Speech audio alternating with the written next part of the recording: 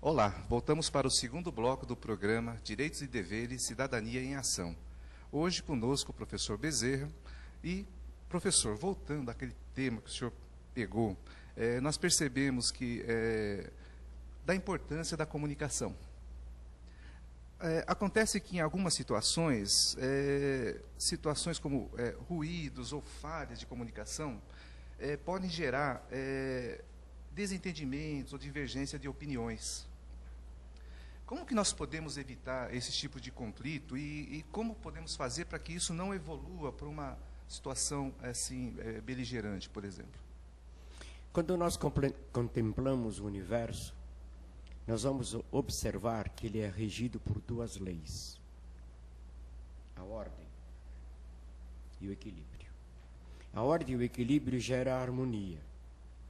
Por que existem os ruídos e os conflitos? Nós estamos aqui no estúdio de TV. Se houver uma diferenciação dos instrumentos, dos equipamentos, vai surgir um ruído. E um ruído que o operador sabe que existe é aquele chamado da microfonia, não é? Então significa dizer que alguma coisa está em desacerto. Os ruídos na comunicação, eles ocorrem exatamente por isso, porque um quer derrotar o outro. E aí entra aquilo que a gente vinha conversando no carro. Nós, ao invés de entrar para o diálogo, nós vamos para o debate. O debate se transforma num combate.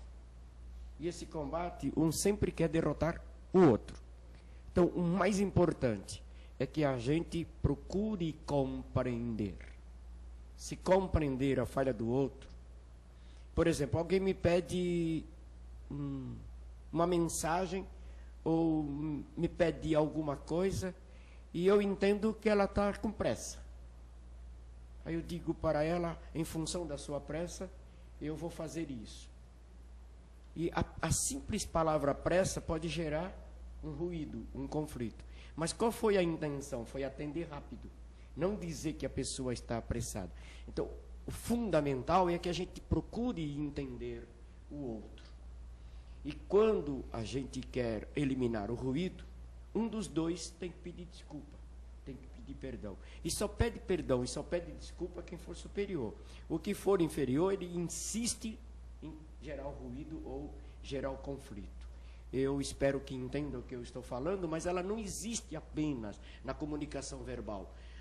A diferenciação existe também na comunicação verbal. As palavras que a gente coloca nem sempre são entendidas como a gente pensou. E o que eu, como professor de comunicação, passo, nem sempre é entendido pela pessoa que está sendo ouvida. Então, por isso que nós precisamos fazer algumas dinâmicas para que ela possa entender pela reflexão. O nosso querido José Augusto, ele é um radialista, então ele está todo dia mandando mensagens. Se ele emitir uma opinião dele, nem sempre essa opinião dele é favorável à opinião de quem está ouvindo. Se o outro pegar o telefone, vai dizer para ele que ele não sabe o que está falando. Ocorreu isso comigo num programa de TV em Santa Maria, no Rio Grande do Sul, quando eu disse que nós iríamos fazer amanhã no seminário a dinâmica da bexiga. Ora, lá no Rio Grande do Sul, bexiga não é igual aqui. Lá é balão de festa. E a pessoa me agrediu. Então eu disse, me desculpe, eu estou no Rio Grande do Sul e falando da linguagem de São Paulo, você me perdoa? Aí a pessoa falou que perdoava. O importante é você ter capacidade de pedir perdão e pedir desculpas para a pessoa. Seria o caso de vencer as paixões e submeter as vontades. É verdade, sabe por quê? Porque o homem é composto de duas partes. Ele é composto do umbigo para baixo e do umbigo para cima. Do umbigo para baixo, nós somos pura emoção. Se a gente se deixar levar pela emoção, nós vamos ser vencidos pelo homem inferior. O homem inferior. Apesar que lá naquele ponto existe, para quem estuda ciências ocultas, existe ali o hara do japonês, e existe o ki do chinês, e existe o plexo solar dos esoteristas ou dos parapsicólogos. Se nós aprendermos a controlar as nossas emoções a controlar, talvez vocês não vão entender o que eu vou falar, a controlar os nossos intestinos, a controlar o nosso estômago, nós não teremos emoções que destruam. Então a gente precisa elevar o coração. Só que no coração ele precisa estar vazio. Se ele estiver cheio, a vontade de derrotar, a vontade de ser melhor, a vontade de pisar no outro, então pisar o outro, nunca nós vamos conseguir ser felizes ou fazer os outros felizes. Bem, professor, a respeito de como nós podemos aqui melhorar a nossa qualidade de vida, um dos grandes desafios, e aí até chamando justamente o termo que o senhor utilizou da pressa, hoje a pressa é algo muito comum, porque apesar de todas as facilidades que nós temos, tecnológicas, enfim, nós ainda corremos contra o tempo. Nos parece que todas essas facilidades, ao invés de facilitar a nossa vida, têm até muitas vezes nos prejudicado. Então, como nós podemos assumir todos os nossos compromissos sem nos sentir sufocados? E aí nós gostaríamos que o senhor compartilhasse a sua experiência pessoal e profissional, até porque nos chamou muito a atenção em um dos seus artigos, quando o senhor menciona que o tempo é o nosso capital mais valioso. Então gostaríamos das suas considerações. Sim, o nosso tempo é o capital mais valioso. O dinheiro só rende se for aplicado. Se ele ficar guardado no colchão, ele se desvaloriza. Assim são as amizades, assim é o amor, assim é tudo quanto nós temos de bom. O Papa João 23, ele dizia que os maiores inimigos do nosso tempo é a pressa e a indecisão. Então, quando nós fazemos apressados, nós incorremos ou corremos o risco de errar. E quando nós ficamos indecisos, nós corremos o risco de perder a oportunidade que está passando. O que eu digo para os meus alunos e tenho dito na UAB é que as mesmas 24 horas que você tem, eu tenho. Então, como administrar o tempo? O Cazu é testemunha de que quando eu o visito, eu me levanto várias vezes para ir embora, porque eu não quero tomar o tempo dele. Tomar o tempo do outro é falta de caridade.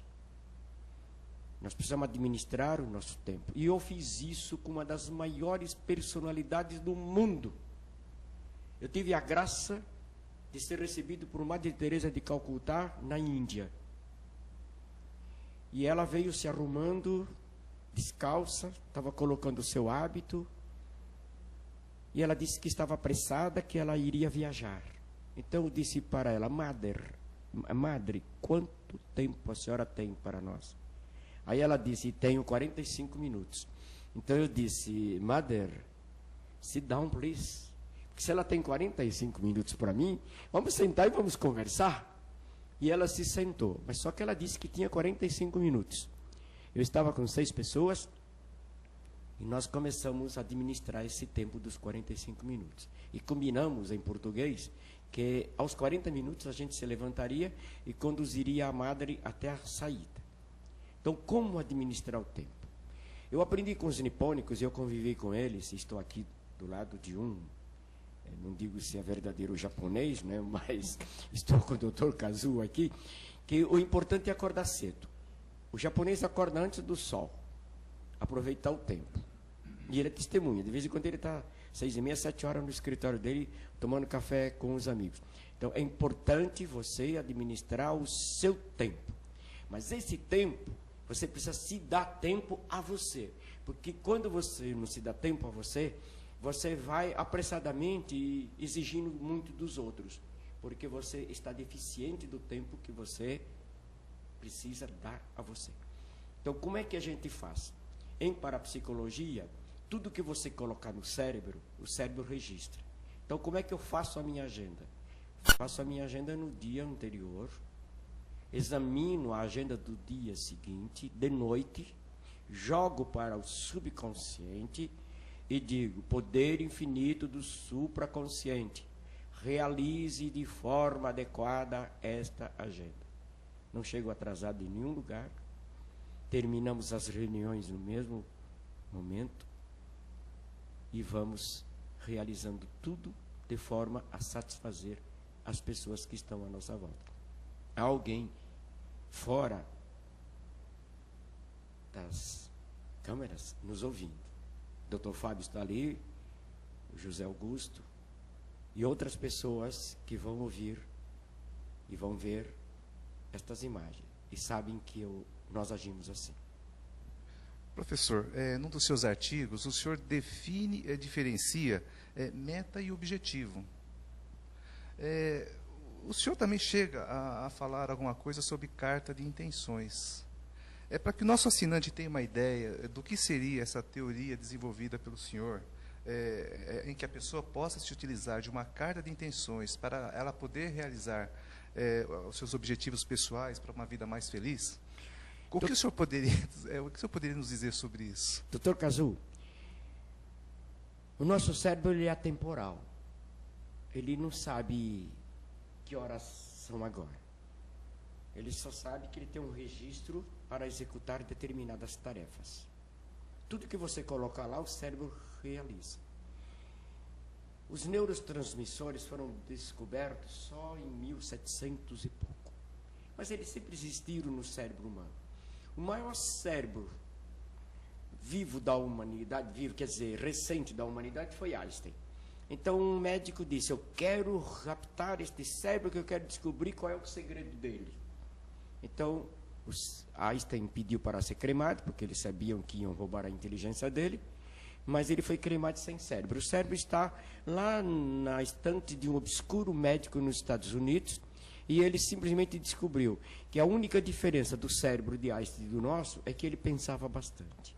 E quanto mais ele pensava, mais sinapses ele iria criando, mais neurônios ele iria ativando. Então, a gente, para criar a carta de intenções, vamos escrever, vamos estabelecer uma meta, vamos estabelecer um objetivo. Eu não sei se eu diferencio meta de objetivo. Eu só sei que eu diferencio algo daquilo que é necessidade, não é? A necessidade entre, por exemplo, um carro e uma casa. Qual é o mais necessário?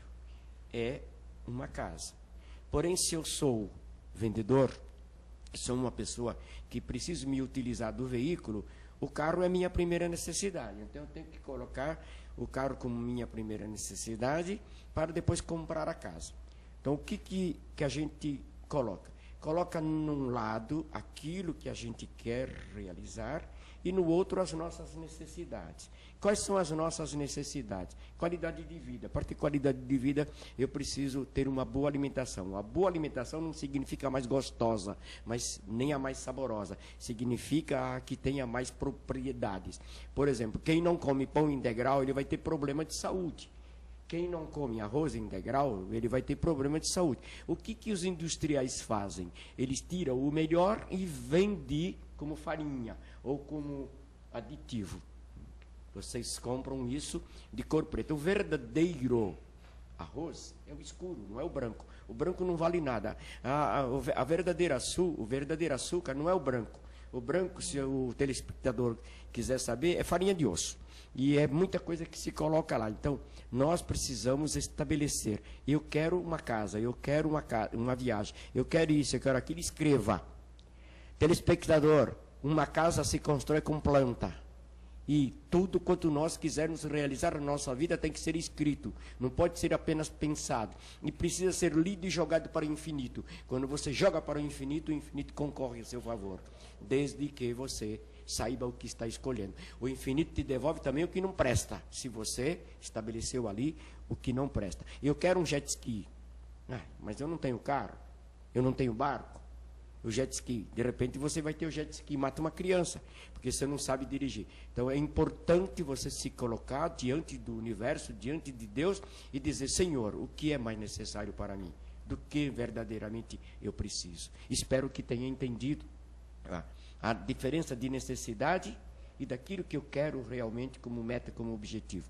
Então eu quero ser um gerente, quero ser um diretor, quero ser alguém. Eu preciso me preparar para isso, não basta apenas desejar. Pois é, assinante, nós vamos chegando ao final do nosso segundo bloco. Fique com nossos apoiadores, voltamos para o terceiro e último bloco daqui a pouco.